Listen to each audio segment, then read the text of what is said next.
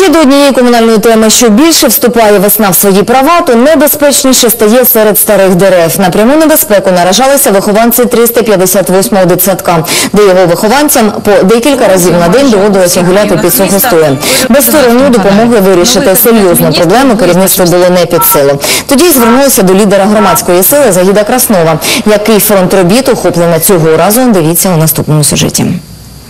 30 років тому, коли цей дитячий садок тільки не відкрили, він був найкращим в окрузі, розрахований на декілька сотень дітей, оснащений необхідним інвентарем та великою присадковою територією. Тоді її всім світом засаджували деревами, аби створити затишок. Пройшли роки, діти виросли та привели на виховання сюди своїх дітей. Паркова зона постарішала. Зараз її збереження справа не з простих, але керівництво вирішили ризикнути. Не маючи спецтехніки та фахівців, адміністрація звернулася до лідера громадської сили Загида Краснова. Мы очень благодарны Краснову Загиду Геннадьевичу в такой существенной помощи, притом пришедшей на второй день после просьбы.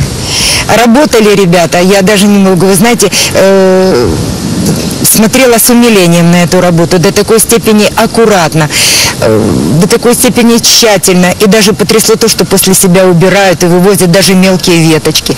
Коллектив родителей, и коллектив детей, и сотрудники очень благодарны. Для нас это очень существенно. Загалом бригада робочих здійснила зрізання та кронування 6 дерев, а також вивезла 4 краси сміття. Завдяки системному підходу до справи, застосованого Загідом Красновим, лише за останні півроку громадська сила допомогла із ліквідацією майже 5000 аварійних дерев. Робота продовжується, із заявками звертайтеся до приймальної організації. Олена Макаренко, Наталя Полякова, Бліцфакт.